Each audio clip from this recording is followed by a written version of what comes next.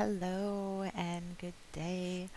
I know I was supposed to read this last night, but last night was a little crazy, so I'm going to finish Anne of Green Gables today. Um, there's only like just a couple chapters left. There's not very much.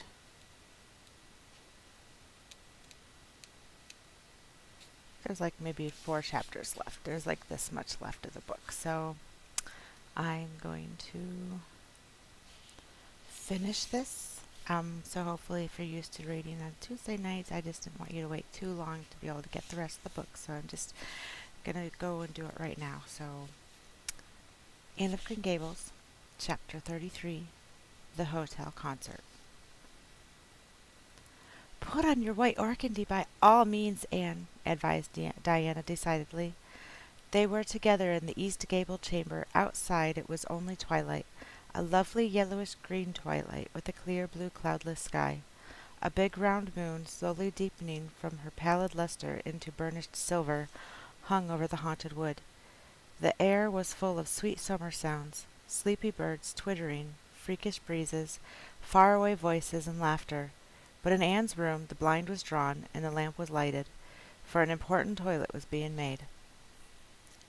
The east gable was a very different place from what it had been on that night 4 years before, when Anne had felt its bareness penetrate to the marrow of her spirit, with its inhospitable chill. Changes had crept in, Marilla conniving at them resignedly, until it was as sweet and dainty a nest as a young girl could desire. The velvet carpet with the pink roses and the pink silk curtains of Anne's early visions had certainly never materialized, but her dreams had kept pace with her growth, and it is not probable she lamented them. The floor was covered with a pretty matting, and the curtains that softened the high window and fluttered in the vagrant breezes were of pale green art muslin.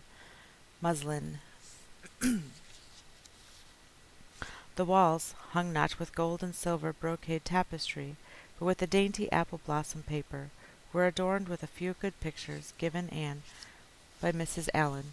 Miss Daisy's photograph occupied the place of honor, and Anne made a sentimental point of keeping fresh flowers on the bracket under it. Tonight a spike of white lilies faintly perfumed the room like the dream of a fragrance. There was no mahogany furniture, but there was a white-painted bookcase filled with books, a cushioned wicker rocker, a toilet table befurled with white muslin, a quaint gilt-framed mirror with chubby pink cupids and purple grapes painted over its arched top, that used to hang in the spare room, and a low white bed.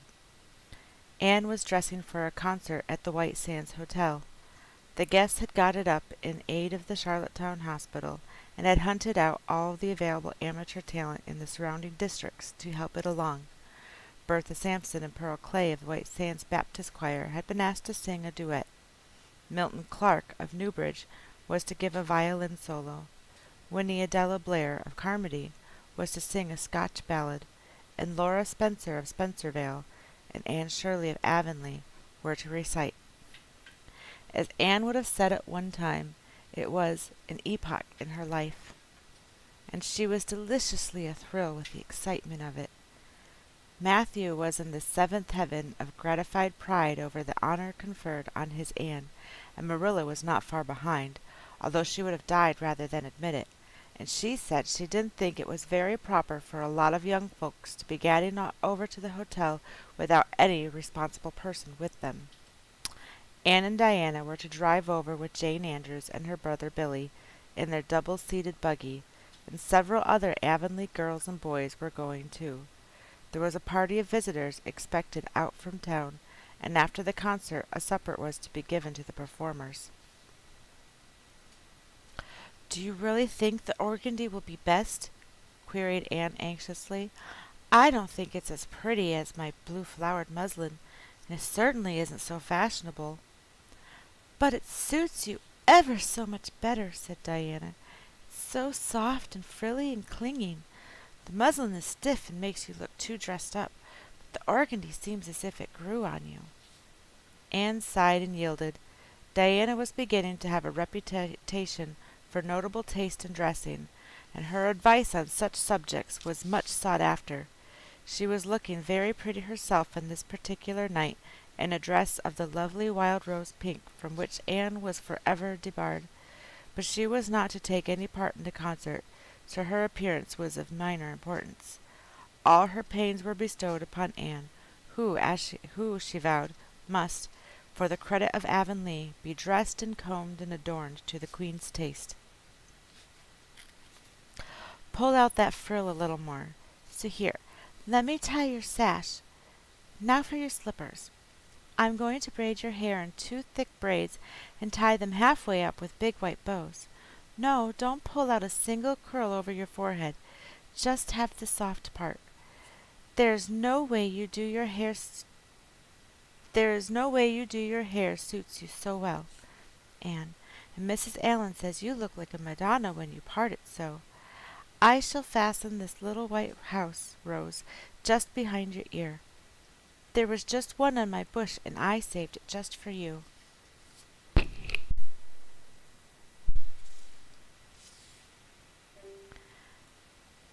Shall I put my pearl beads on? Asked Anne.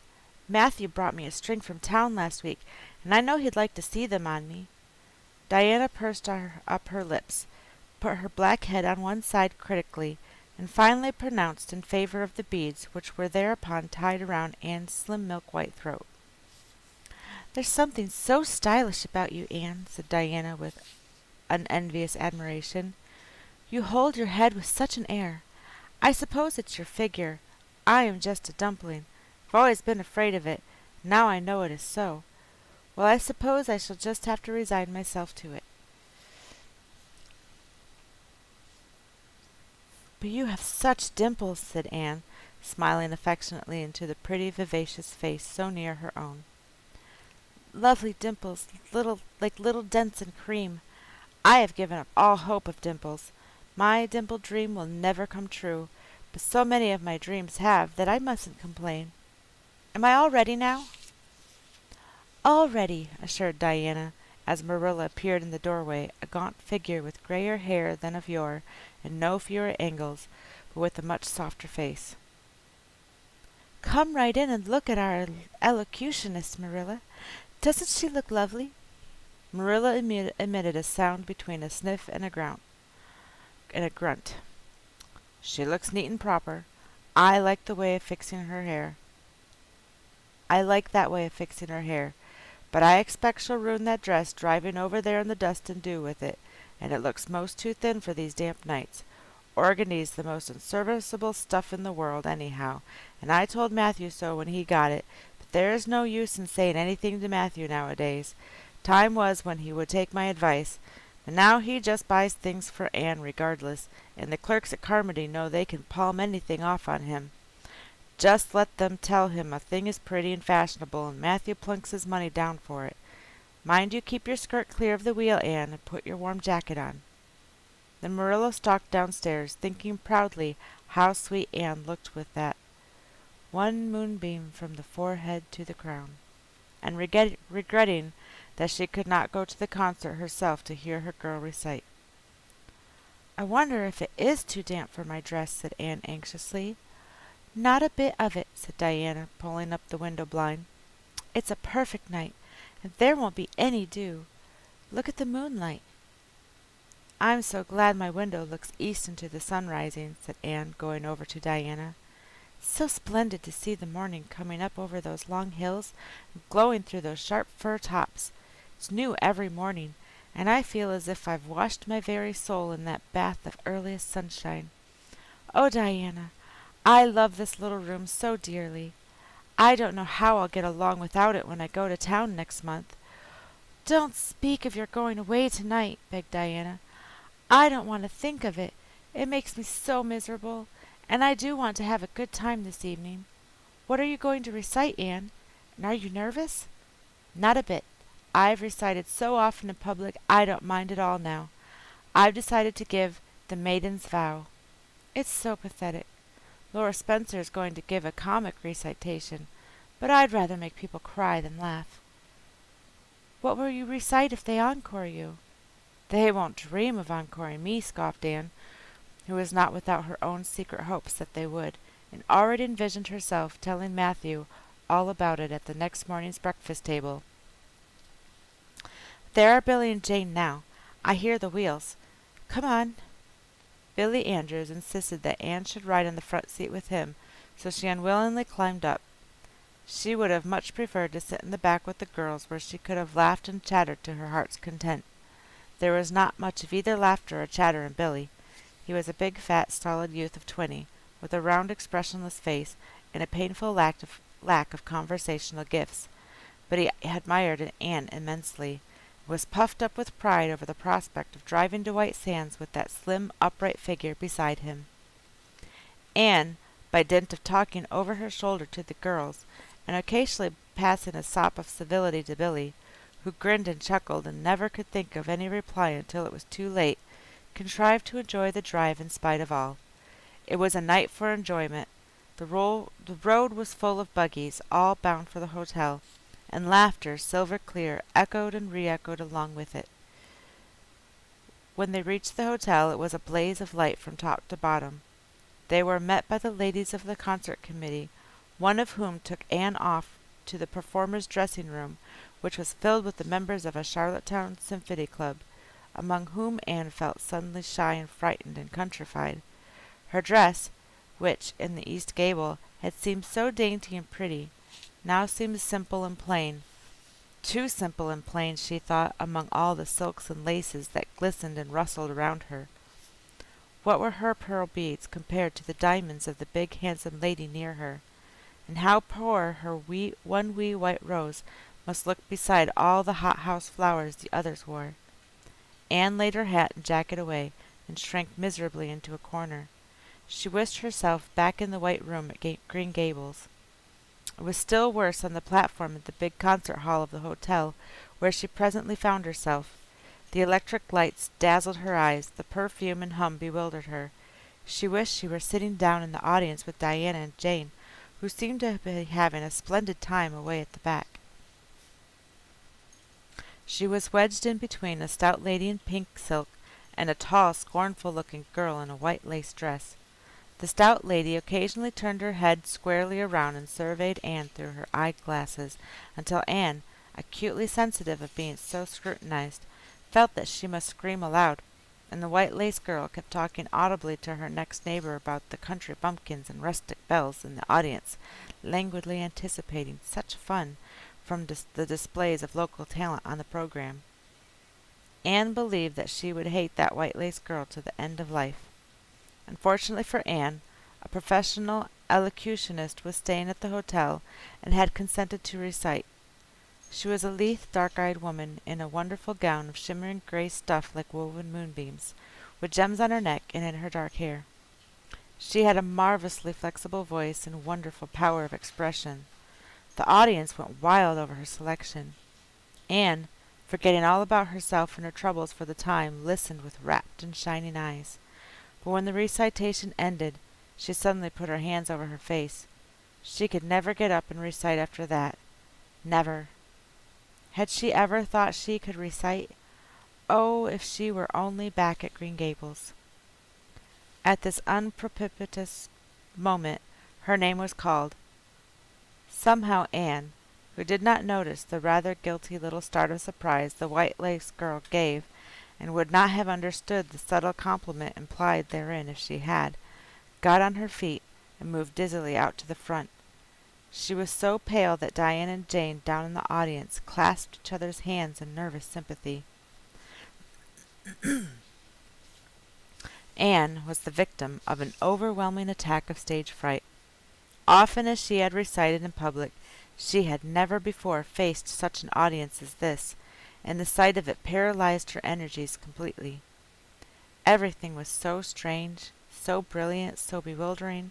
The rows of ladies in evening dress, the critical faces, the whole atmosphere of wealth and culture about her, very different this from the plain benches at the debating club, filled with the homely, sympathetic faces of friends and neighbors. These people, she thought, would be merciless critics. Perhaps, like the white lace girl, they anticipated amusement from her rustic efforts. She felt hopelessly, helplessly ashamed and miserable. Her knees trembled, her heart fluttered. A horrible faintness came over her. Not a word could she utter, and the next moment she would have fled from the platform despite the humiliation which she felt must ever after be her portion if she did. But suddenly, as her dilated, frightened eyes gazed out over the audience, she saw Gilbert Blythe away at the back of the room, bending forward with a smile on his face, a smile which seemed to Anne at once triumphant and taunting.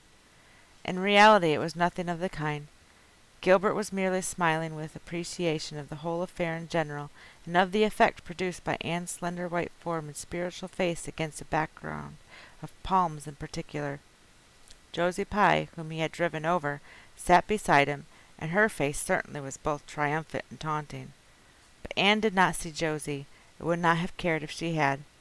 She drew a long breath and flung her head up proudly, courage and determination tingling over her like an electric shock. She would not fail before Gilbert Blythe. He should never be able to laugh at her. Never, never. Her fright and nervousness vanished, and she began her recitation, her clear, sweet voice reaching to the farthest corner of the room without a tremor or a break. Self-possession was fully restored to her, and in the reaction from the horrible moment of powerlessness, she recited as she had never done before. When she finished, there were bursts of honest applause. Anne, stepping back to her seat, blushing with shyness and delight, found her hand vigorously clasped and shaken by the stout lady in pink silk. "My dear, you did splendidly," she puffed. "I've been crying like a baby. Actually, I have. They're encoring you. They're bound to have you back." "Oh, I can't go," said Anne confusedly. "But yet I must, or Matthew will be disappointed. He said they would encore me." "Then don't disappoint Matthew," said the pink lady, laughing. Smiling, blushing, limpid-eyed, Anne tripped back and gave a quainty, funny little selection that captivated her audience still further. The rest of the evening was quite a little triumph for her.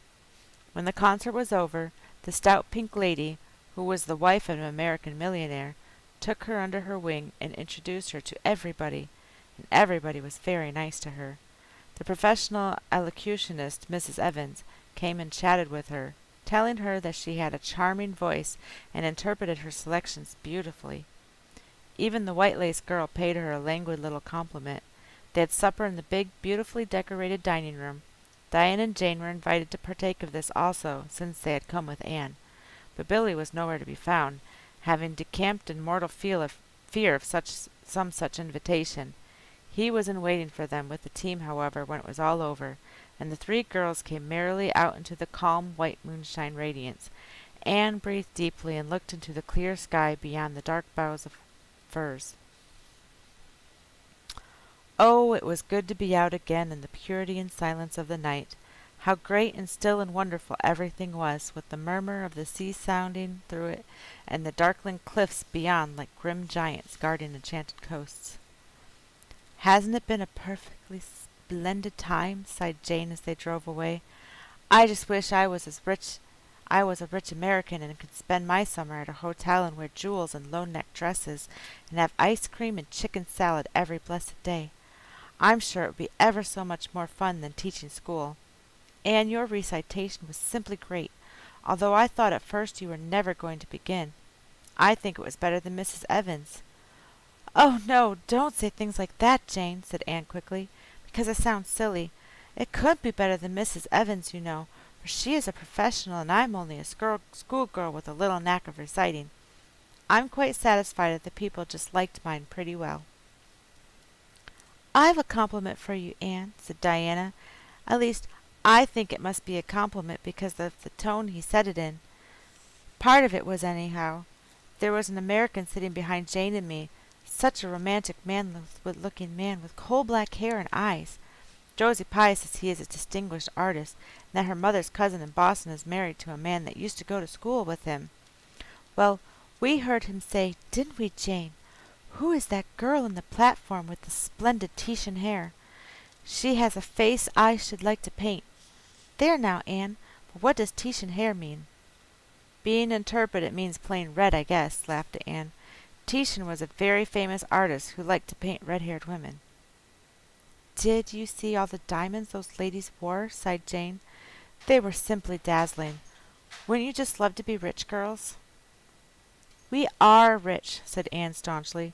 Why, we have 16 years to our credit, and we're happy as queens, and we've all got imaginations, more or less. Look at that sea, girls, all silver and shadow and vision of things not seen. We couldn't enjoy its loveliness any more if we had millions of dollars and ropes of diamonds. You wouldn't change into any of those women if you could.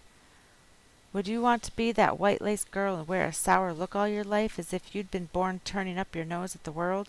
Or the pink lady, kind of nice as she is, so stout and short that you'd really no figure at all? Or even Mrs. Evans, with that sad, sad look in her eyes? She must have been dreadfully unhappy sometime to have such a look. You know you wouldn't, Jane Andrews. I don't know exactly, said Jane, unconvinced. I think diamonds would comfort a person for a good deal. Well, I don't want to be anyone but myself, even if I go uncomforted by diamonds all my life, declared Anne. I'm quite content to be Anne of Green Gables with my string of pearl beads. I know Matthew gave me as much love with them as ever went with Madame the Pink Lady's jewels. Chapter 34. A Queen's Girl. The next 3 weeks were busy ones at Green Gables, for Anne was getting ready to go to Queen's, and there was much sewing to be done and many things to be talked over and arranged. Anne's outfit was ample and pretty, for Matthew saw to that, and Marilla for once made no objections whatever to anything he purchased or suggested. More, one evening she went up to the east gable with her arms full of a delicate pale green material. Anne, here's something for a nice light dress for you. I don't suppose you really need it, you've plenty of pretty waists, but I thought maybe you'd like something real dressy to wear if you were asked out anywhere of an evening in town, to a party or anything like that. I hear that Jane and Ruby and Josie have got evening dresses, as they call them, and I don't mean you shall be behind them. I got Mrs. Allen to help me pick it in town last week, and we'll get Emily Gillis to make it for you. Emily has got taste, and her fits aren't to be equaled. Oh, Marilla, it's just lovely, said Anne. Thank you so much. I don't believe you ought to be so kind to me. It's making it harder every day for me to go away. The green dress was made up with as many tucks and frills and shirrings as Emily's taste permitted. Anne put it on one evening for Matthew's and Marilla's benefit, and recited the Maiden's Vow for them in the kitchen. As Marilla watched the bright animated face and graceful motions, her thoughts went back to the evening Anne had arrived at Green Gables, and memory recalled a vivid picture of the odd frightened child in her preposterous yellowish-brown wincey dress, the heartbreak looking out of her tearful eyes. Something in the memory brought tears to Marilla's own eyes.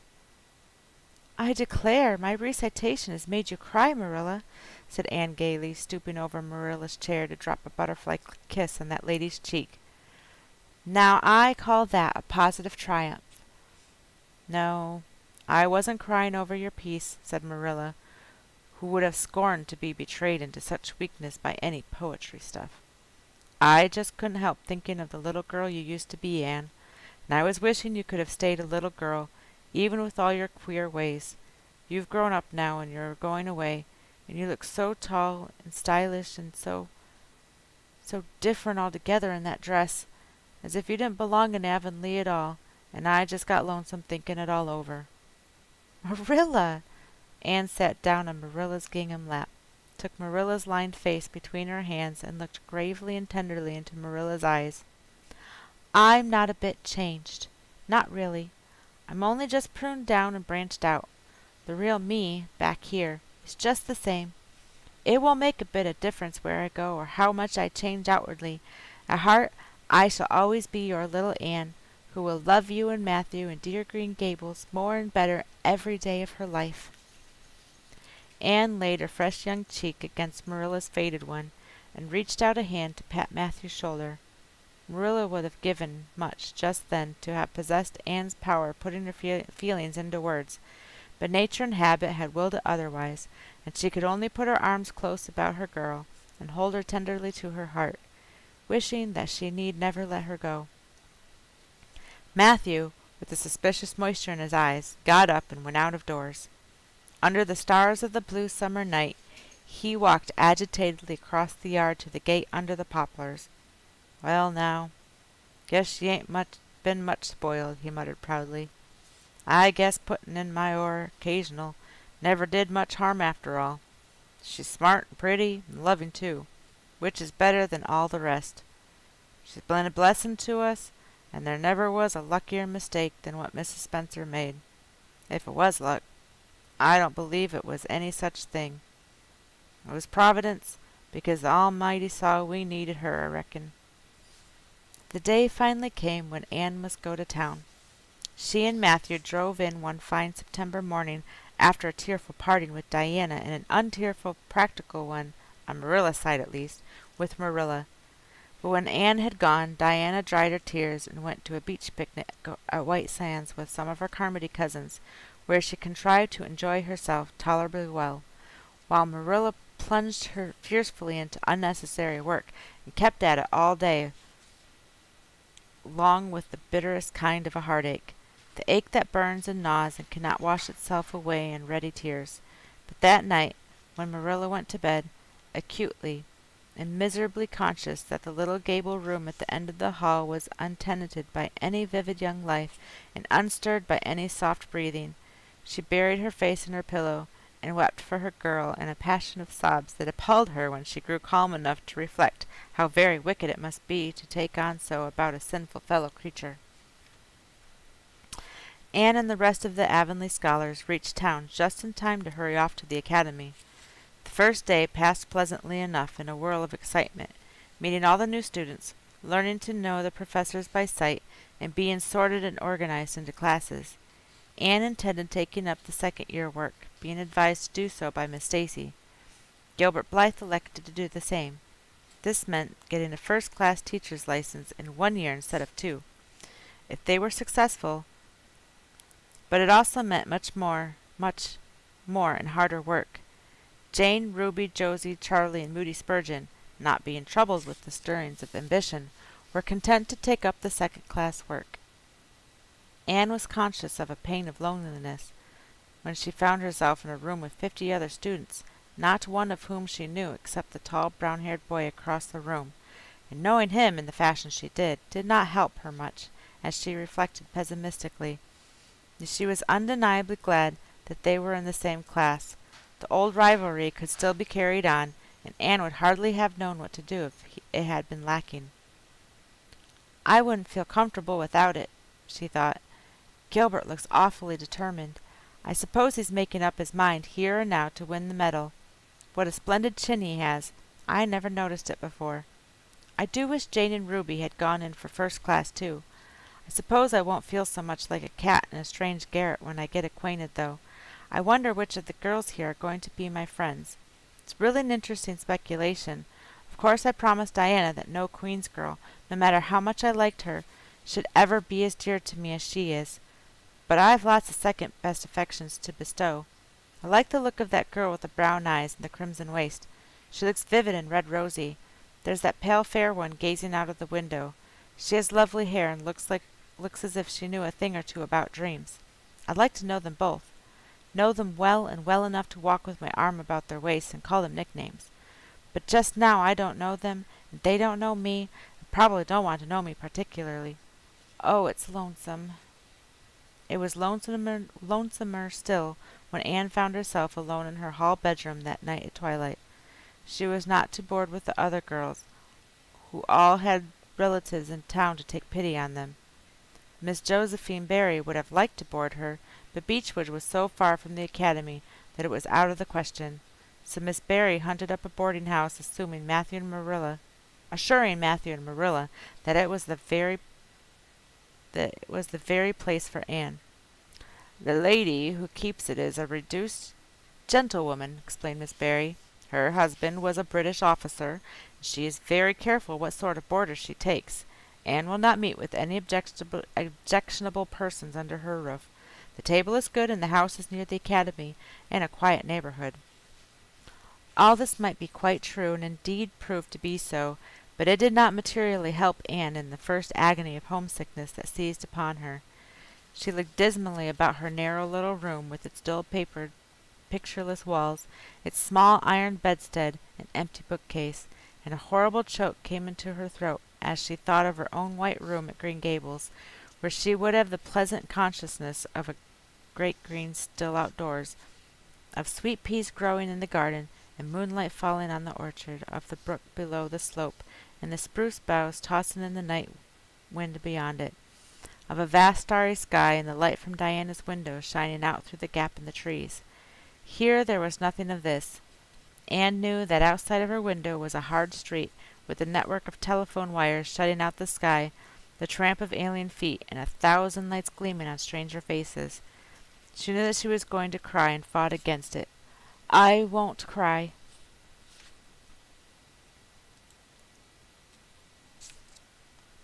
It's silly and weak, and there's third tears splashing down by my nose. There are more coming. I must think of funny to stop them. There's nothing funny except what is connected with Avonlea, and that only makes things worse. 4, 5. I'm going home next Friday. That seems 100 years away. Oh, Matthew is nearly home by now. Marilla's at the gate looking down the lane for him. 6, 7, 8. Oh, there's no use in counting them. They're coming in a flood presently. I can't cheer up. I don't want to cheer up. It's nicer to be miserable. The flood of tears would have come, no doubt, had not Josie Pye appeared at that moment. In the joy of seeing the familiar face, Anne forgot that there had never been much love lost between her and Josie. As a part of Avonlea life, even a Pye was welcome. "I'm so glad you came up," Anne said sincerely. "You've been crying," remarked Josie with aggravating pity. "I suppose you're homesick. Some people have so little self-control in that respect. I've no intention of being homesick, I can tell you. Town's too jolly after that poky old Avonlea. I wonder how I ever existed there so long. You shouldn't cry, Anne. It isn't becoming, for your nose and eyes get red, and then you seem red all over. I had a perfectly scrumptious time in the academy today. Our French professor is simply a duck. His moustache would give you kerwallops of the heart. Have you anything eatable around, Anne? I'm literally starving." "Ah, I guess likely Marilla'd load you up with cake. That's why I called round. Otherwise I'd have gone to the park to hear the band play with Frank Stockley. He boards the same place as I do, and he's a sport. He noticed you in class today, and asked me who the red-headed girl was. I told him you were an orphan that the Cuthberts had adopted, and nobody knew very much about what you'd been before that." Anne was wondering if, after all, solitude and tears were not more satisfactory than Josie Pye's companionship, when Jane and Ruby appeared, each with an inch of Queen's color ribbon, purple and scarlet, pinned proudly to her coat. As Josie was not speaking to Jane just then, she had to subside into comparative harmlessness. "Well," said Jane with a sigh, "I feel as if I'd lived many moons since the morning. I ought to be home studying my Virgil. That horrid old professor gave us 20 lines to start in on tomorrow, but I simply couldn't settle down to study tonight, Anne. Methinks I see the trace of tears. If you've been crying, do own up. It will restore my self-respect, for I was shedding tears freely before Ruby came along. I don't mind being a goose so much if somebody else is goosey too. Cake? You'll give me a teeny piece, won't you?" "Thank you. It has the real Avonlea flavor." "Hi, Lisa." Ruby, perceiving the Queen's calendar lying on the table, wanted to know if Anne meant to try for the gold medal. Anne blushed and admitted she was thinking of it. "Oh, that reminds me," said Josie. "Queen's is to get one of the Avery scholarships after all. The word came today. Frank Stockley told me his uncle is one of the Board of Governors, you know. It will be announced in the Academy tomorrow." An Avery scholarship! Anne felt her heart beat more quickly, and the horizons of her ambition shifted and broadened as if by magic. Before Josie had told the news, Anne's highest pinnacle of aspiration had been a teacher's provincial license, class first at the end of the year, and perhaps the medal. But now in one moment Anne saw herself winning the Avery Scholarship, taking an arts course at Redmond College, and graduating in a gown and mortarboard, all before the echo of Josie's words had died away. But the Avery Scholarship was in English, and Anne felt that here her foot was on her native heath. A wealthy manufacturer of New Brunswick had died, and left part of his fortune to endow a large number of scholarships to be distributed among the various high schools and academics of the maritime provinces, according to their respective standings. There had been much doubt whether one would be allotted to Queen's, but the matter was settled at last, and at the end of the year the graduate who made the highest mark in English and English literature would win the scholarship, $250 a year for 4 years at Redmond College. No wonder that Anne went to bed that night with tingling cheeks.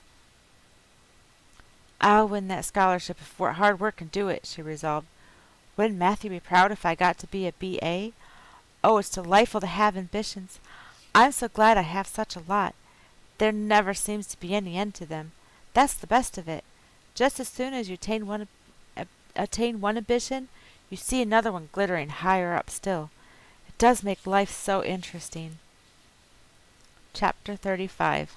The Winter at Queen's. Anne's homesickness wore off, greatly helped in the wearing by her weekend visits home. As long as the open weather lasted, the Avonlea students went out to Carmody on the New Branch Railway every Friday night. Diana and several other Avonlea young folks were generally on hand to meet them. They all walked over to Avonlea in a merry party. Anne thought those Friday evening gypsyings over the autumnal hills in the crisp golden air, with the home lights of Avonlea twinkling beyond, were the best and dearest hours in the whole week. Gilbert Blythe nearly always walked with Ruby Gillis and carried her satchel for her. Ruby was a very handsome young lady, now thinking herself quite as grown up as she really was. She wore her skirts as long as her mother would let her, and did her hair up in town, though she had to take it down when she went home. She had large, bright blue eyes, a brilliant complexion, and a plump, shadowy figure. She laughed a great deal, was cheerful and good-tempered, and enjoyed the pleasant things of life frankly.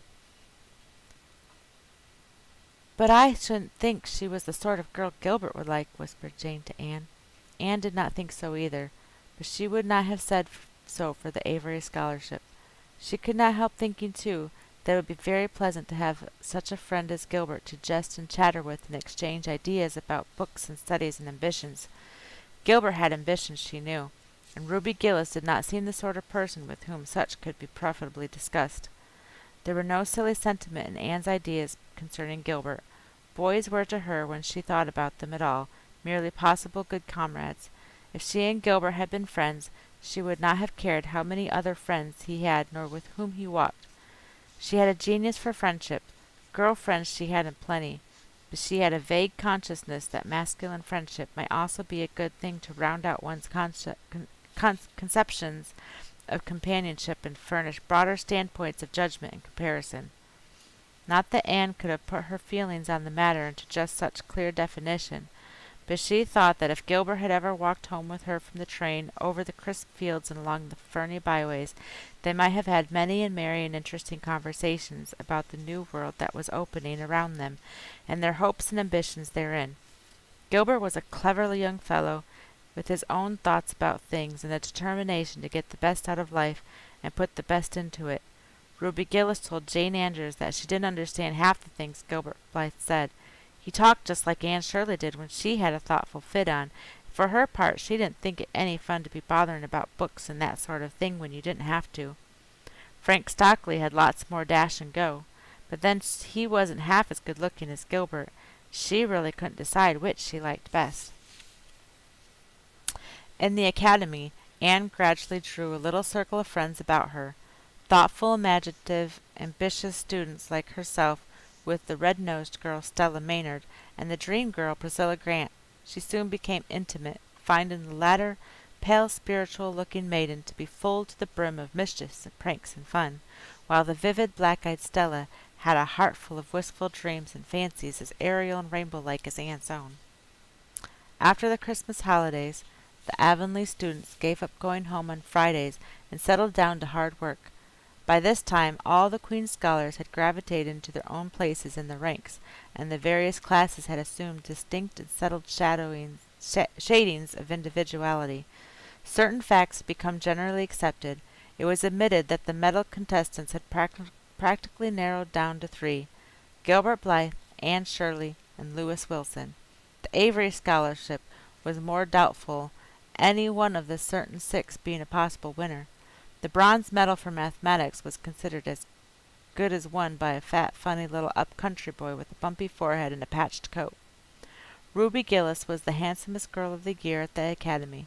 In the second-year classes, Stella Maynard carried off the palm for beauty, with small but critical minority in favor of Anne Shirley.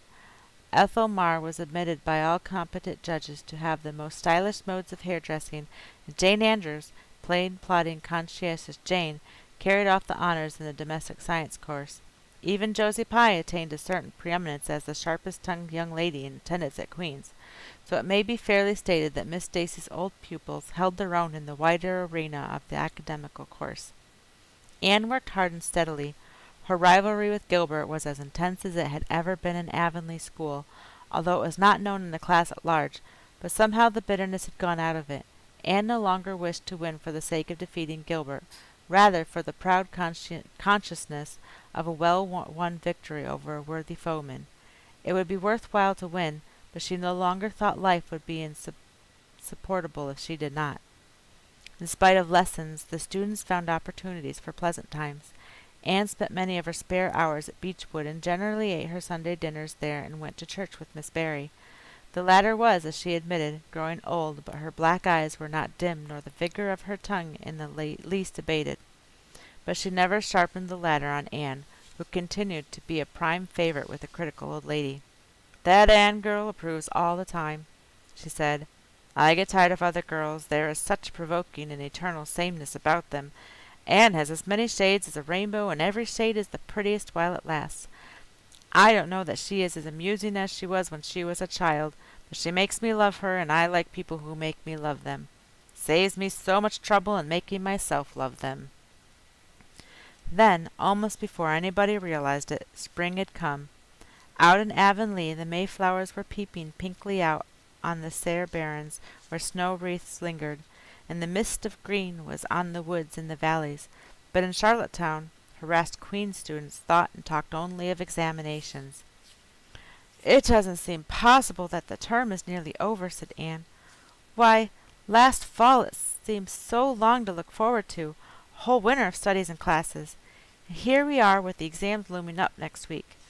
Girls, sometimes I feel as if those exams meant everything. But when I look at the big buds swelling on those chestnut trees and the misty blue air at the end of the streets, they don't seem half so important." Jane and Ruby and Josie, who had dropped in, did not take this view of it. To them the coming examinations were constantly very important indeed, far more important than chestnut buds or Maytime hazes. It was all very well for Anne, who was sure of passing at least, to have her moments of belittling them, but when your whole future depended on them, as the girls truly thought theirs did, you could not regard them so philosophically. "I've lost 7 pounds in the last 2 weeks," sighed Jane. "It's no use to say don't worry. I will worry. Worrying helps you some. It seems as if you were doing something when you're worrying. It would be dreadful if I failed to get my license after going to Queen's all winter and spending so much money." "I don't care," said Josie Pye. "If I don't pass this year, I'm coming back next. My father can afford to send me. Anne, Frank Stockley says that Professor Tremaine said Gilbert Blythe was sure to get the medal, and that Emily Clay would likely win the Avery scholarship." "That may make me feel badly tomorrow, Josie," laughed Anne. "But just now, I honestly feel that as long as I know the violets are coming out all purple down in the hollow below Green Gables, and the little ferns are poking their heads up in Lover's Lane, it's not a great deal of difference whether I win the Avery or not. I've done my best, and I begin to understand what is meant by the joy of the strife. Next to trying and winning, the best thing is trying and failing. Girls, don't talk about exams. Look at that arch of pale green over sky over those houses, and picture to yourselves what it must look like over the purply dark beechwoods back of Avonlea. "What are you going to wear for the commencement, Jane?" asked Ruby practically. Jane and Josie both answered at once, and the chatter drifted into a side eddy of fashions. But Anne, with her elbows on the window sill, her soft cheek laid against her clasped hands, and her eyes filled with visions, looked out unheedingly across city roof and spire to that glorious dome of sunset sky, and wove her dreams of a possible future from the golden tissue of youth's own optimism. All the beyond was hers, with its possibilities lurking rosily in the oncoming years, each year a rose of promise to be woven into an immortal chaplet. Chapter 36. The Glory and the Dream. On the morning when the final results of all the examinations were to be posted on the bulletin board at Queen's, Anne and Jane walked down the street together. Jane was smiling and happy. Examinations were over, and she was comfortably sure she had made it pass at least. Further considerations troubled Jane not at all. She had no soaring ambitions, and consequently was not affected with the unrest attendant thereon. For we pay a price for everything we get or take in this world, and although ambitions are well worth having, they are not to be cheaply won, but exact their dues of work and self-denial, anxiety and discouragement. Anne was pale and quiet. In 10 more minutes she would know who had won the medal and who the Avery. Beyond those 10 minutes there did not seem just then to be anything worth being called time. "Of course you'll win one of them anyhow," said Jane, who couldn't understand how the faculty could be so unfair as to order it otherwise. "I have no hope of the Avery," said Anne. "Everybody says Emily Clay will win it, and I'm not going to march up to that bulletin board and look at it before everybody. I haven't the moral courage. I'm going straight to the girls' dressing room. You must read the announcements and then come and tell me, Jane. I implore you in the name of our old friendship to do it as quickly as possible. If I have failed, just say so without trying to break it gently. Whatever you do, don't sympathize with me. Promise me this, Jane." Jane promised solemnly, but as it happened there was no necessity for such a promise. When they went up to the entrance steps of Queen's, they found the hall full of boys who were carrying Gilbert Blythe around on their shoulders and yelling at the tops of their voices, "Hurrah for Blythe, medalist!" For a moment Anne felt one sickening pang of defeat and disappointment. So she had failed and Gilbert had won. Well, Matthew would be sorry. He had been so sure she would win. And then somebody called out, "3 cheers for Miss Shirley, winner of the Avery!" "Oh, Anne!" gasped Jane as they fled to the girls' dressing room amid hearty cheers. "Oh, Anne, I'm so proud. Isn't it splendid?" And then the girls were around them, and Anne was the center of a laughing, congratulating group. Her shoulders were thumped and her hands shaken vigorously. She was pushed and pulled and hugged, and among it all she managed to whisper to Jane, "Oh, won't Matthew and Marilla be pleased? I must write the news home right away." Commencement was the next important happening. The exercises were held in the big assembly hall of the academy. Addresses were given, essays read, songs sung, the public award of diploma prizes and medals made. Matthew and Marilla were there, with eyes and ears for only one student on the platform, a tall girl in pale green, with faintly flushed cheeks and starry eyes, who read the best essay and was pointed out and whispered out as the Avery winner. "Reckon you're glad we kept her, Marilla," whispered Matthew, speaking for the first time since he had entered the hall when Anne had finished her essay. "It's not the first time I've been glad," retorted Marilla. "You do like to rub things in, Matthew Cuthbert." Miss Barry was sitting behind them, leaned forward and poked Marilla in the back with her parasol. "Aren't you proud of that Anne girl?" "I am," she said. Anne went home to Avonlea with Matthew and Marilla that evening. She had not been home since April, and she felt that she could not wait another day. The apple blossoms were out, and the world was fresh and young. Diana was at Green Gables to meet her, in her own white room, where Marilla had set a flowering house rose on the window-sill. Anne looked about her and drew a long breath of happiness. "Oh, Diana, it's so good to be back again. It's so good to see those pointed firs coming out against the pink sky, and that white orchard, and the old Snow Queen. Isn't the breath of the mint delicious? And that tea rose. Why, it's a song and a hope and a prayer all in one. It's good to see you again, Diana." "I thought you liked that Stella Maynard better than me," said Diana reproachfully. "Josie Pye told me you did. Josie said you were infatuated with her. I know I was getting teary-eyed when Marilla was getting all sentimental, and I was like, don't cry while you're reading. Don't cry. Anne laughed and pelted Diana with the faded June lilies of her bouquet. Stella Maynard is the dearest girl in the world, except one, and you are that one, Diana, she said. I love you more than ever, and I've so many things to tell you, but just now I feel as if you were joy enough to sit here and look at you. I'm tired, I think, tired of being studious and ambitious. I mean to spend at least 2 hours tomorrow lying out in the orchard grass thinking of absolutely nothing. You've done splendidly, Anne.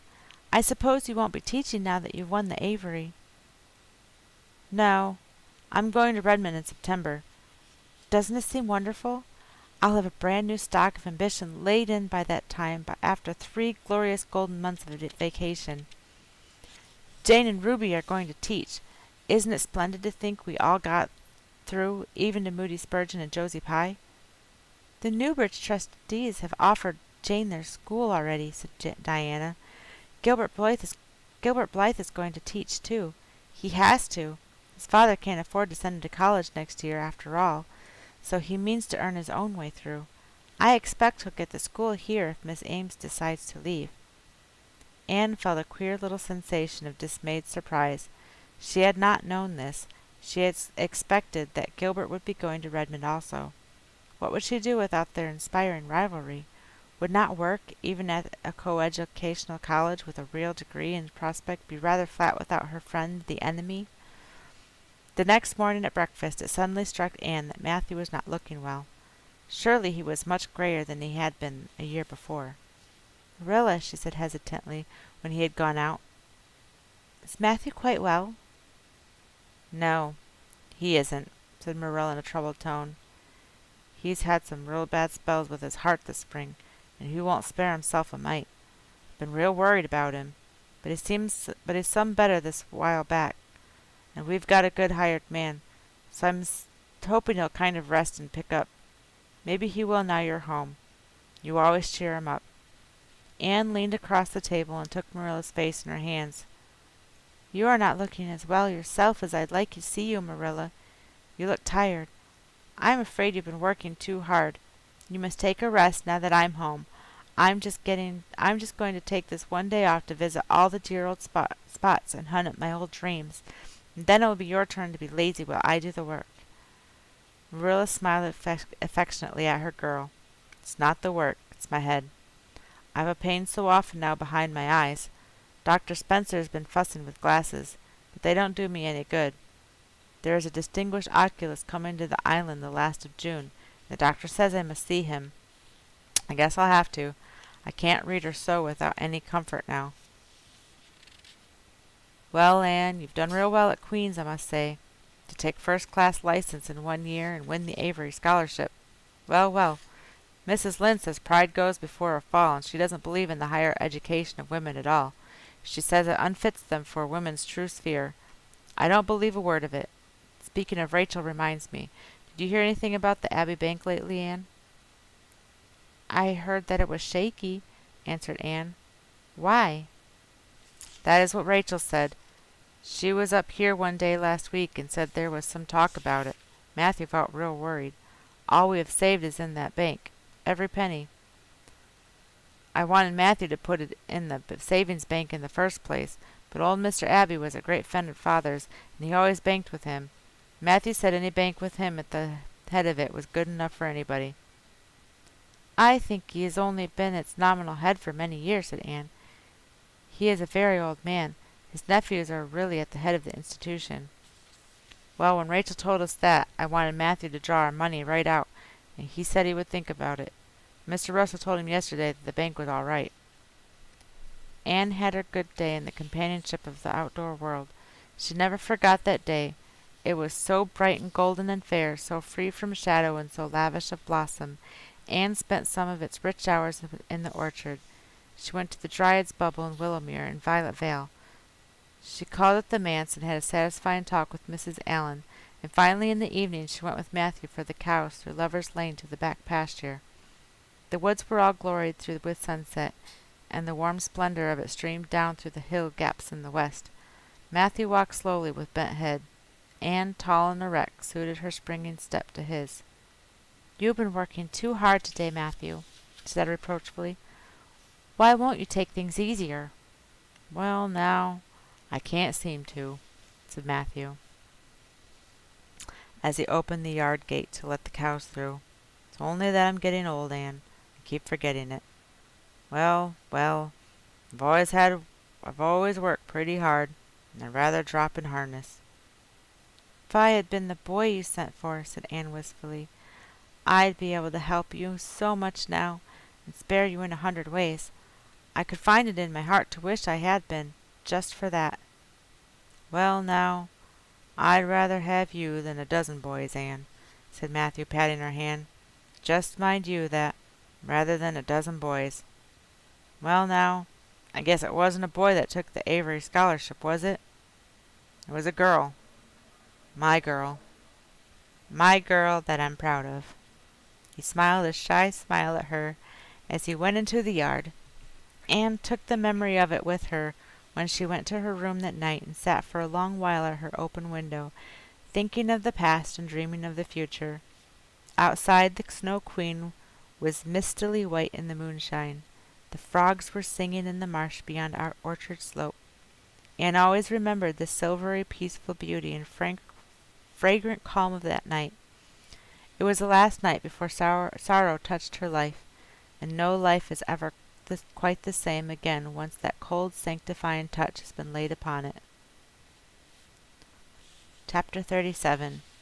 The Reaper Whose Name is Death. "Matthew! Matthew! What is the matter? Matthew, are you sick?" It was Marilla who spoke, alarm in every jerky word. Anne came through the hall, her hands full of white narcissus. It was long before Anne could love the sight or odor of white narcissus again. In time to hear her and to see Matthew standing in the porch doorway, a folded paper in his hand, and his face strangely drawn and gray, Anne dropped her flowers and sprang across the kitchen to him at the same moment as Marilla. They were both too late. Before they could reach him, Matthew had fallen across the threshold. "He's fainted!" gasped Marilla. "Anne, run for Martin! Quick! Quick! He's at the barn!" Martin, the hired man, who had just driven home from the post office, started at once for the doctor, calling at Orchard Slope on his way to send Mr. and Mrs. Barry over. Mrs. Lynde, who was there on an errand, came too. They found Anne and Marilla distractedly trying to restore Matthew to consciousness. Mrs. Lynde pushed them gently aside, tried his pulse, and then laid her ear over his heart. She looked at their anxious faces sorrowfully, and the tears came into her eyes.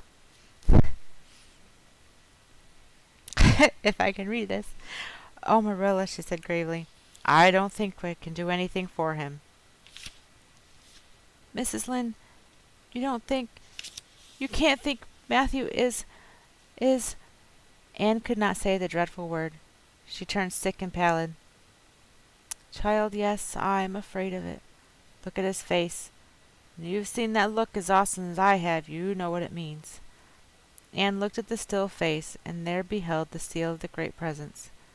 When the doctor came, he said that death had been instantaneous and probably painless, caused in all likelihood by some sudden shock. The secret of the shock was discovered to be in the paper Matthew had held, and which Martin had brought from the office that morning. It contained an account of the failure of the Abbey Bank. The news spread quickly through Avonlea, and all day friends and neighbors thronged Green Gables and came and went on errands of kindness for the dead and the living. For the first time, shy, quiet Matthew Cuthbert was a person of central importance. The white majesty of death had fallen on him and set him apart as one crowned. When the calm night came softly down over Green Gables, the old house was hushed and tranquil. In the parlor lay Matthew Cuthbert in his coffin, his long gray hair framing his placid face, on which there was a little kindly smile, as if he but slept, dreaming pleasant dreams. There were flowers about him, sweet old-fashioned flowers, which his mother had planted in the homestead garden in her bridal days, and for which Matthew had always had a secret, wordless love. Anne had gathered them and brought them to him, her anguished, tearless eyes burning in her white face. It was the last thing she could do for him. The Barrys and Mrs. Lynde stayed with them that night. Diana, going to the east gable, where Anne was standing at her window, said gently, "Anne, dear, would you like to have me sleep with you tonight?" "Thank you, Diana." Anne looked earnestly into her friend's face. "I think you won't misunderstand me when I say I want to be alone. I'm not afraid. I haven't been alone 1 minute since it happened. And I want to be. I want to be quiet, quite silent and quiet, and try to realize it. I can't realize it. Half the time it seems to me that Matthew can't be dead, and the other half it seems as if he must have been dead for a long time, and I've had this horrible dull ache ever since." Diana did not quite understand. Marilla's impassioned grief, breaking all the bounds of natural reserve and lifelong habit at Stormy Rush, she could comprehend better than Anne's tearless agony. But she went away kindly, leaving Anne alone to keep her first vigil with sorrow. Anne hoped that tears would come in solitude. It seemed to her a terrible thing that she could not shed a tear for Matthew, whom she had loved so much, and who had been so kind to her. Matthew, who had walked with her last evening at sunset, and was now lying in the dim room below, with that awful peace on his brow. But no tears came at first, even when she knelt by her window in the darkness and prayed, looking up to the stars beyond the hills. No tears. Only the same horrible dull ache of misery that kept on aching until she fell asleep, worn out with the day's pain and excitement.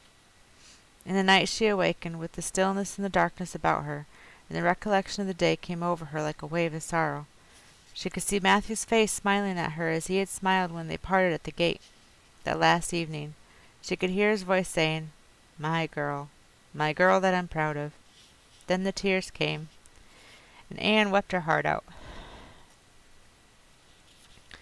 Marilla heard her and crept in to comfort her. There, don't cry so, dearie. It can't bring him back. It isn't right to cry so. I knew that today, but I couldn't help it then. He'd always been such a good, kind brother to me, but God knows best." "Oh, just let me cry, Marilla," sobbed Anne. "The tears don't hurt me like that ache did. Stay here for a little while with me, and keep your arm around me, so I couldn't have Diana stay. She's good and kind and sweet, but it's not her sorrow. She's outside of it, and she couldn't come close enough to my heart to help me. It's our sorrow, yours and mine. Oh, Marilla, what will we do without him?" "We've got each other, Anne. I don't know what I'd do if you weren't here, if you'd never come. Oh, Anne, I know I've been kind of strict and harsh with you, maybe, but you mustn't think I didn't love you as well as Matthew did for all that. I want to tell you now when I can. It's never been easy for me to say things out of my heart, but at times like this it's easier. I love you as dear as if you were my own flesh and blood, and you've been my joy and comfort ever since you came to Green Gables." 2 days afterwards they carried Matthew Cuthbert over his homestead threshold, and away from the fields he had tilled, and the orchards he had loved, and the trees he had planted, and Avonlea settled back to its usual placidity, and even at Green Gables affairs slipped into their old groove, and work was done and duties fulfilled and with regularity as before, although always with the aching sense of loss in all familiar things. Anne, new to grief, thought it almost sad that it could be so, that they could go on in the old way without Matthew. She felt something like shame and remorse when she discovered that the sunrises behind the firs and the pale pink buds opening in the garden gave her the old inrush of gladness when she saw them, that Diana's visits were pleasant to her, and that Diana's merry words and ways moved her to laughter and smiles, that in brief the beautiful world of blossom and love and friendship had lost none of its power to please her fancy and thrill her heart, that life still called to her with many insistent voices. "It seems like disloyalty to Matthew somehow, to find pleasure in these things now that he's gone," she said wistfully to Mrs. Allan one evening when they were together in the manse garden. "I miss him so much, all the time. And yet, Mrs. Allan, the world and life seem very beautiful and interesting to me for all. Today Diana said something funny, and I found myself laughing. I thought when it happened I could never laugh again, and it somehow seems as if I oughtn't to. When Matthew was here, he liked to hear you laugh, and he liked to know that you found pleasure in the pleasant things around you," said Mrs. Allen gently. "He is just away now, and he likes to know it just the same. I am sure we should not shut our hearts against the healing influences that nature offers us, but I understand your feeling. I think we all experience the same thing. We resent the thought that anything can please us when someone we love is no longer here to share the pleasure with us. We almost feel as if we were unfaithful to our sorrow when we find our interest in life returning to us."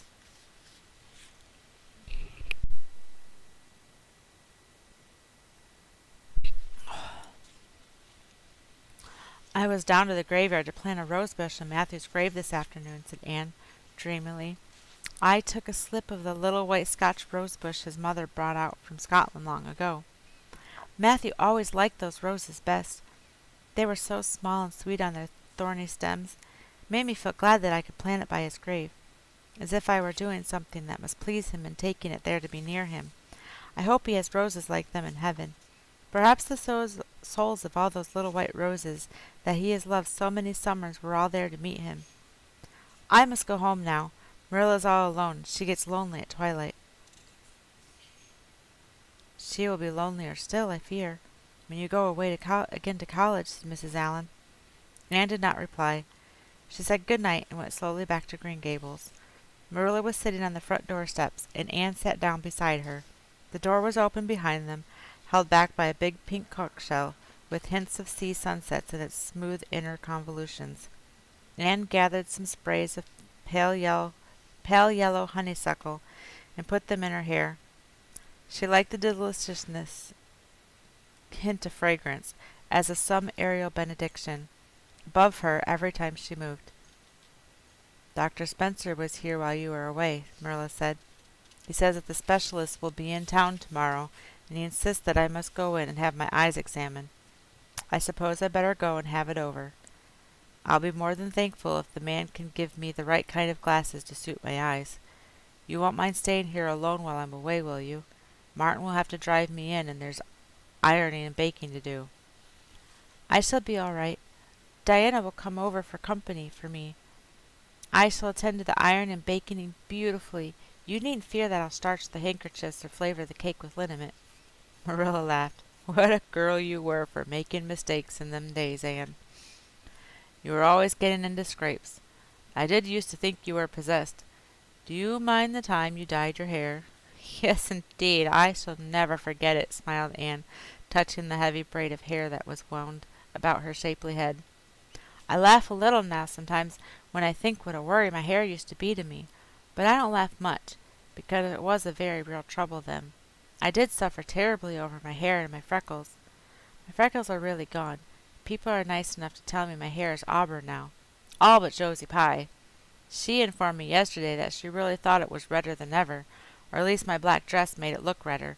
She asked me if people who had red hair ever got used to having it. Marilla, I've almost decided to give up trying to like Josie Pye. I've made what I would once have called a heroic effort to like her, but Josie Pye won't be liked." "Josie is a Pye," said Marilla sharply, "so she can't help being disagreeable. I suppose people of that kind serve some useful purpose in society, but I must say I don't know what it is any more than I know the use of thistles. Is Josie going to teach?" "No. She is going back to Queen's next year. So are Moody Spurgeon and Charlie Sloane. Jane and Ruby are going to teach, and they have both got schools. Jane at Newbridge, and Ruby at some place up west." "Gilbert Blythe is going to teach too, isn't he?" "Yes," she said briefly. "What a nice looking young fellow he is," said Marilla absently. "I saw him in church last Sunday, and he seemed so tall and manly. He looks a lot like his father did at that age. John Blythe was a nice boy. We used to be real good friends, he and I. People called him my beau." Anne looked up with swift interest. "Oh, Marilla, and what happened? Why didn't you—" "We had a quarrel.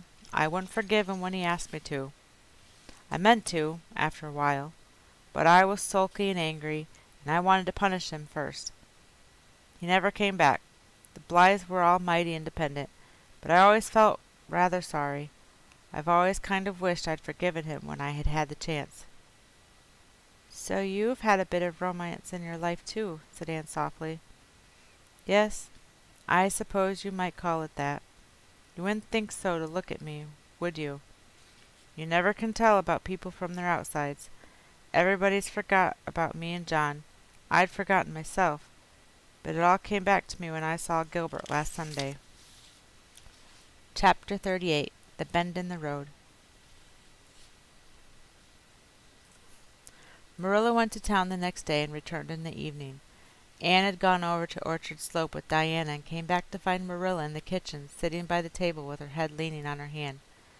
Something in her dejected attitude struck a chill to Anne's heart. She had never seen Marilla sit limply inert like that. "Are you very tired, Marilla?" "Yes, no. I don't know," said Marilla wearily, looking up. "Suppose I am tired, but I haven't thought about it. It's not that." "Did you see the oculist? What did he say?" asked Anne anxiously. "Yes, I saw him. He examined my eyes. He says that if I give up all reading and sewing entirely, and any kind of work that strains the eyes, and if I'm careful not to cry, and if I wear the glasses he's given me, he thinks my eyes may not get any worse, and my headaches will be cured. But if I don't, he says I'll certainly be stone blind in 6 months. Blind! Anne, just think of it." For a minute Anne, after her first quick exclamation of dismay, was silent. It seemed to her that she could not speak. Then she said bravely, but with a catch in her voice, "Marilla, don't think of it. You know he has given you hope. If you are careful you won't lose your sight altogether, and if his glasses cure your headaches, it will be a great thing." "I don't call it much hope," said Marilla bitterly. "What am I to live for if I can't read or sew or do anything like that? Might as well be blind or dead. And as for crying, I can't help that when I get lonesome. But there, it's no good talking about it. If you'll get me a cup of tea, I'll be thankful. I'm about done out. Don't say anything about this to anyone for a spell yet, anyway. I can't bear that folks should come here to question and sympathize and talk about it." When Marilla had eaten her lunch, Anne persuaded her to go to bed. Then Anne went herself to the east gable and sat down by her window in the darkness alone with her tears and her heaviness of heart. How sadly things had changed since she had sat there the night after coming home. Then she had been full of hope and joy, and the future had looked rosy with promise. Anne felt as if she had lived years since then, but before she went to bed there was a smile on her lips and peace in her heart. She had looked her duty courageously in the face and found it a friend, as duty ever is when we meet it frankly. One afternoon, a few days later, Marilla came slowly in from the yard where she had been talking to a caller, a man whom Anne knew by sight as John Sadler from Carmody. Anne wondered what he could have been saying to bring that look to Marilla's face. "What did Mr. Sadler want, Marilla?" Marilla sat down by the window and looked at Anne. There were tears in her eyes in defiance of the oculist's prohibition, and her voice broke as she said, "He heard I was going to sell Green Gables, and he wants to buy it." "Buy it? Buy Green Gables?" Anne wondered if she had heard right. "Oh, Marilla, you don't mean to sell Green Gables?" "Anne, I don't know what else is to be done. I've thought it all over. My eyes were strong. I could stay here and make out to look after things and manage with a good hired man. But as it is, I can't. I may lose my sight altogether, and anyway, I'll not be fit to run things. Oh, I never thought I'd live to see the day when I'd have to sell my home. But things would only go behind worse and worse all the time, till nobody would want to buy it. Every cent of our money went into that bank, and there's some notes Matthew gave last fall to pay. Mrs. Lynde advises me to sell the farm and board somewhere. With her, I suppose.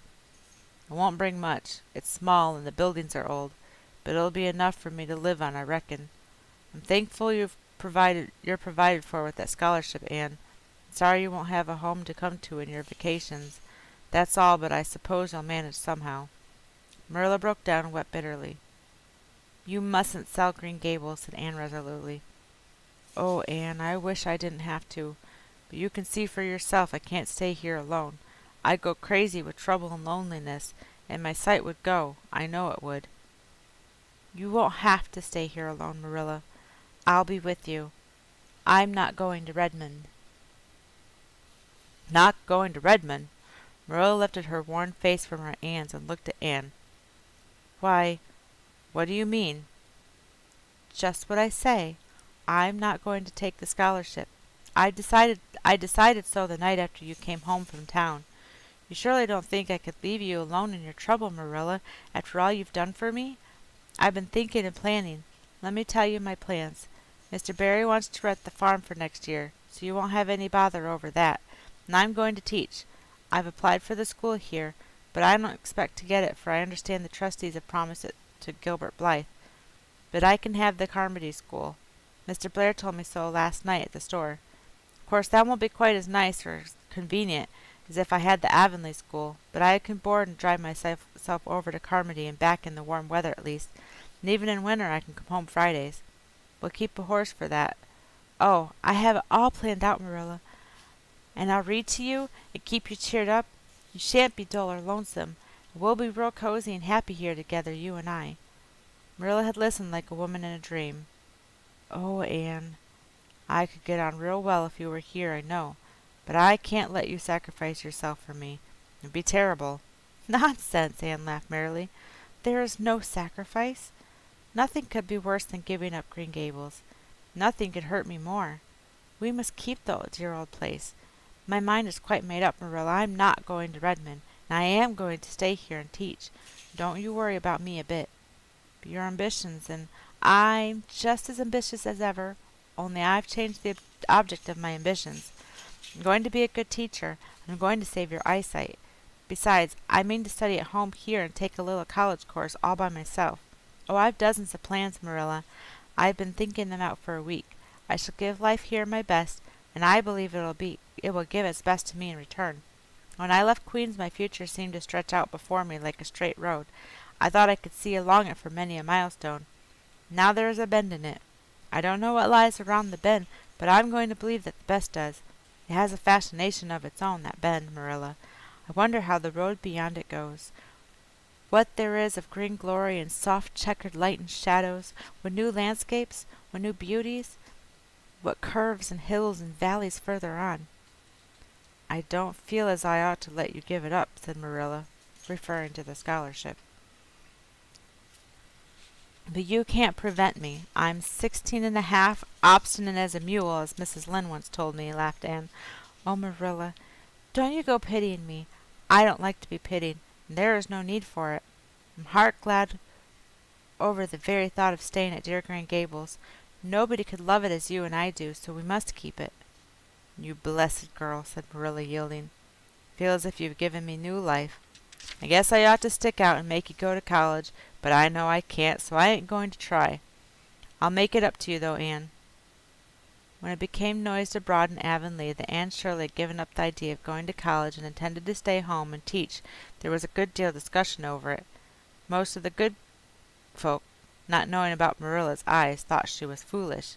Mrs. Allan did not. She told Anne so in approving words that brought tears of pleasure to the girl's eyes. Neither did good Mrs. Lynde. She came up one evening and found Anne and Marilla sitting at the front door in the warm-scented summer dusk. They liked to sit there when the twilight came down and the white moths flew out about in the garden and the odor of mint filled the dewy air. Mrs. Rachael deposited her substantial person upon the stone bench by the door, behind which grew a row of tall pink and yellow hollyhocks, with a long breath of mingled weariness and relief. "I declare I'm glad to sit down. I've been on my feet all day, and 200 pounds is a good bit for 2 feet to carry round. It's a great blessing not to be fat, Marilla. I hope you appreciate it. Well, Anne, I hear you've given up your notion of going to college. I was real glad to hear it. You've got as much education now as a woman can be comfortable with. I don't believe in girls going to college with the men and cramming their heads full of Latin and Greek and all that nonsense." "But I'm going to study Latin and Greek just the same, Mrs. Lynde," said Anne, laughing. "I'm going to take my arts course right here at Green Gables, study everything that I would at college." Mrs. Lynde lifted her hands in holy horror. "Anne, surely you'll kill yourself." "Not a bit of it. I shall thrive on it. Oh, I'm not going to overdo things. As Josiah Allen's wife says, I shall be medium. But I'll have lots of spare time and long winter evenings, and I've no vocation for fancy work. I'm going to teach over at Carmody, you know."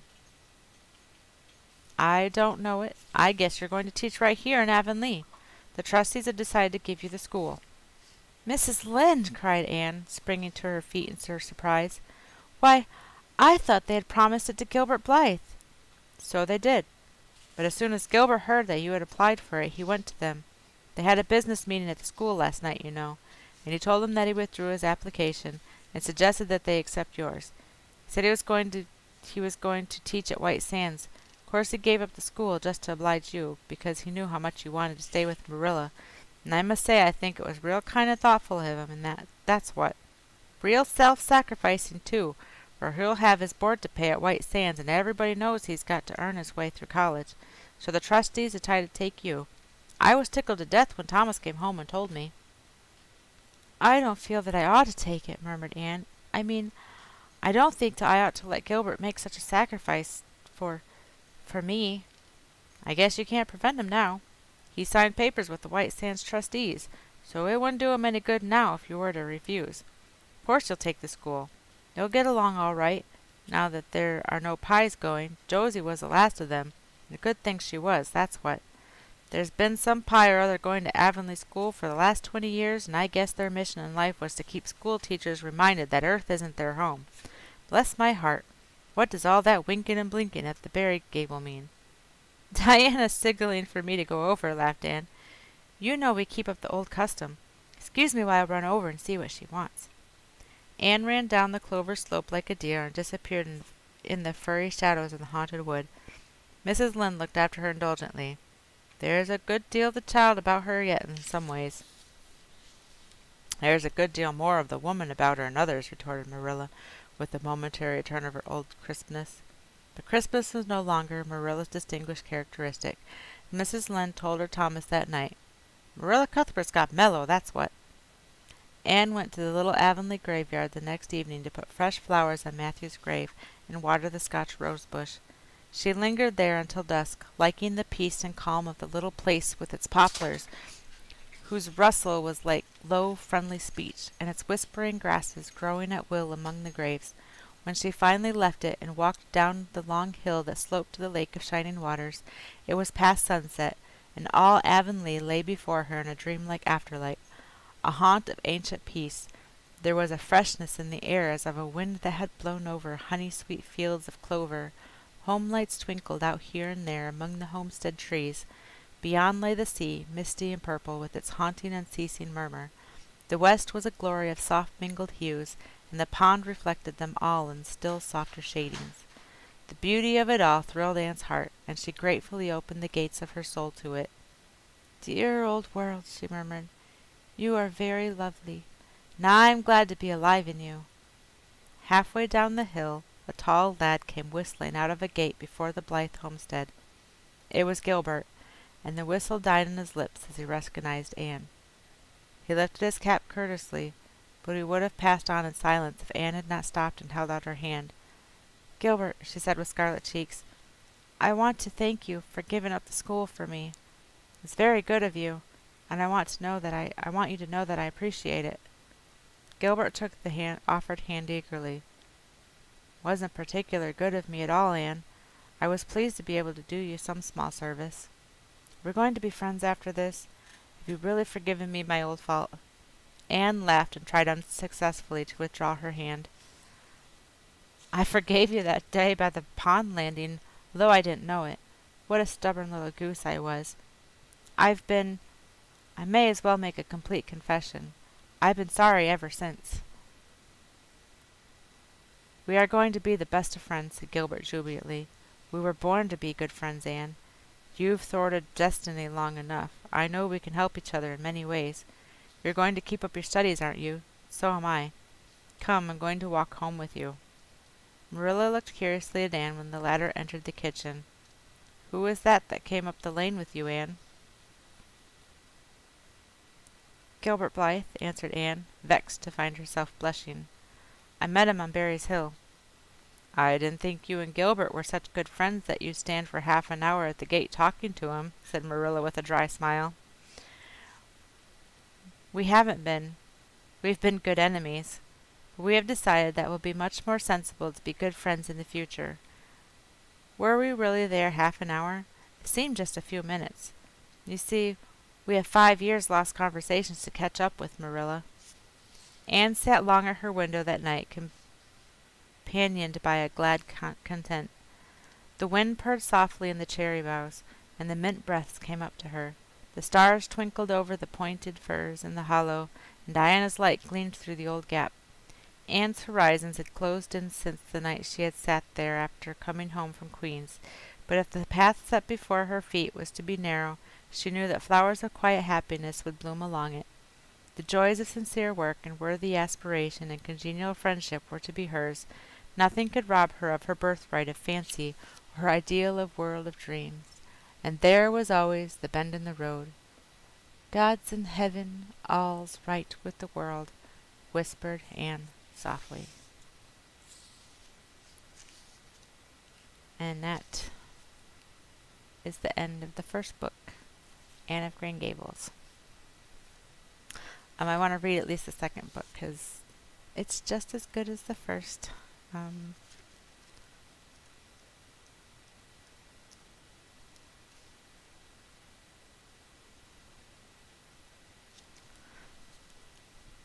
I will start that next week. My voice is getting a little... That was a long reading today. Thank you for joining. I hope you guys have enjoyed my reading of Anne of Green Gables. I will still be doing my snippets on Saturdays, and I can't wait to get started in Anne of Green Gables. I actually was deciding I think I want to do The Lion, the Witch, and the Wardrobe, the Chronicles of Narnia, because I just love that, especially the first book, because like no one ever talks about the first book. I cried. I was trying so hard not to cry. Like I was reading the bad chapter, and I was just I had a horrible moment where I thought I was just gonna have to stop. Be like, I'm sorry, I can't finish. But I girded up my loins and got to it, as they would have said in the book. This I stuck to it and got through it. It's just such a sweet book, and I love this series. Lucy Montgomery is just a phenomenal writer, and just her way of describing things, it's like just unreal. The pictures that she can just paint with her words, I love it. Yeah, I love Narnia too, so I want to start with The Magician's Nephew, the first book in the series, but it kind of annoys me that no one talks about that book. Yeah, and I'm just like, I love The Magician's Nephew. It's so funny, and it gives so much background to the whole series. I'm like, it's a very important book, and it just gets glazed over. It's like, so I want to read that because I mean, it's like a blockbuster now, Lion, the Witch, and the Wardrobe, so everybody like knows it, but it's like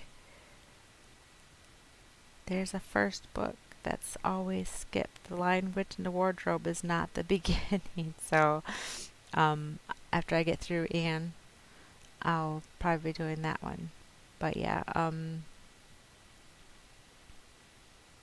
Saturday, I'm not sure what I'm going to read Saturday yet, but I'll find one of them and I'll read a snippet of something. I'm just not sure what yet. But thank you for joining me. I hope you have enjoyed the reading, and I am excited to continue the story. Oh, it was originally the 6th book? I didn't know that, because I've only ever seen it as the first book. I have it over on my shelf over there. Maybe that's why, because I didn't know that. That makes more sense, but it makes it... I liked reading it first because I like things chronologically. I don't enjoy reading them out of chronological order, even if it's publication order. I'm more a fan of, so I like to read The Magician's Nephew and then go into the rest of the series. I wouldn't like to read the series and then, yeah. Um, or where like, I mean, I guess with Harry Potter it's different because they did, that one's kind of out of order. Not like the Harry Potter series, but the whole magical world because they're doing Dumbledore and Grindelwald now, but it kind of seems like two separate stories. So that one's okay. That it's out of order, but um, I usually prefer whole stories beginning to end. I don't like to read like the end and then have to go back. It's like I'd rather just do it all from the beginning. So yeah. Well, I don't like spoilers really. I don't like, don't tell me the end of the story. I want to be surprised. Yeah, it's like it's like if you tell me the end and then I go back and read the beginning, there's not that anticipation. I like the anticipation of not knowing what's going to happen next. It's like, oh, I don't, it just feels different when you read something and you already know what's going to happen. Because then it's like, oh, I already know what happens. But there's that anticipation of like, I don't know what's going to happen. Um, and then it's like when the big thing is revealed, you're like, no way. I love that just like surprise of, oh my gosh, I didn't know that was going to happen. And instead of just, oh, I already know it's going to happen. So it's like it loses. My sister does. She says that she'll flip to the end of a book and read the ending. If she doesn't like the ending, she won't read the book. And me, I read it front to end. And the stupid thing is, even if I don't like the book, oh, that was mom. Hi, mom. I didn't realize that was my mom. Hi, mom. Um, well, then she gets then Stephanie gets that from grandma because that's what. Yeah. Yeah, I didn't realize that was my mom. So she gets that from grandma, and I will read books that I don't even like because I have to see the end. It's like curiosity killed the cat. There are very few books. Yeah, I can't read the end first either. There are very few books that I just couldn't read. um, it's like I'll read it and then I'll be like, this book is so terrible, but I have to finish it because I have to know what happens. It's like literally like curiosity killed the cat. I have to know what happens. So then it's like, why are you reading this book if it's terrible? And it's just like, because I have to know. And so just know if I ever not finish a book or if I ever said I couldn't finish a book, just know it's really, really, really awful because I am not one that just stops reading a book. Like I have to finish. Um, I even got through a book that was so poorly written just because sometimes I feel like it's like self-inflicted like narcissism or something because this there was one book that was so poorly written, and I mean it was just, it couldn't even stay in the same tense. Like the tense would change from past and present.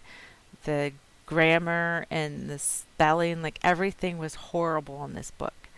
And it was one of those where I was like, it was more like curiosity, like how could they even end this book? Because it was so stupid. I was just I couldn't read the second one because the everything like changed, and I was just like, okay, this is dumb.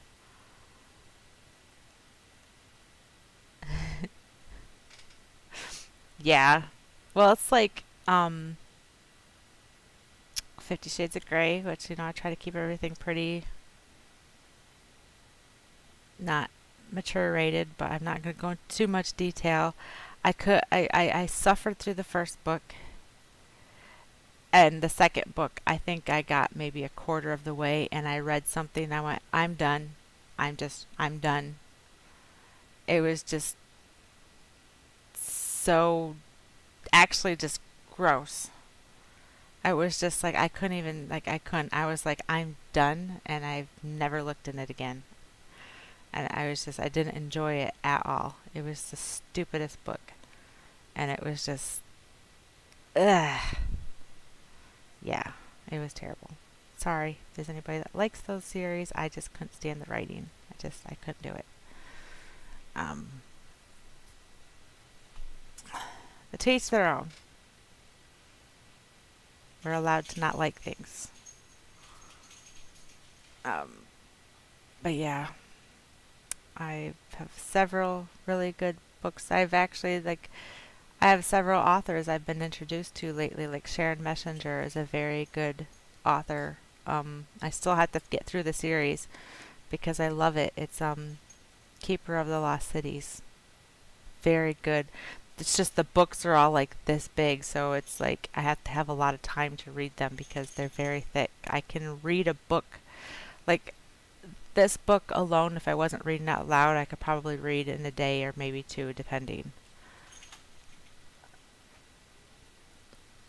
Yeah. If there's no plot at all, um, I do beta reading and I can't say a lot, but there was one that had like zero plot at all. Zero. And I was just like, but I have a lot of respect for authors that write like that, but instead of just publishing it terrible, beta reading's great because they give it to people that read, like people that are interested in the genre that they read from, and they're like, hey, here's the issues with your book, so they can go back and fix it and then publish something good versus just writing something and publishing it. And so then it's like gonna have really bad reviews, and people are gonna think you're not a great writer because you just published something. Oh, puppy love. Here's my puppy. Puppy came to say hi. Puppy came to say hi. Puppy came to say hi. um, but yeah. So, yeah, I think every writer has potential if they just work at their craft and take good constructive criticism and take things to heart of getting better. But yeah, thank you for joining. I will start the second book next week. Yes, it's winter and summer. My dog's name is Winter. I will see you guys again next time. Again, thank you for watching, and I will talk to you guys. I'll see you later. Thank you.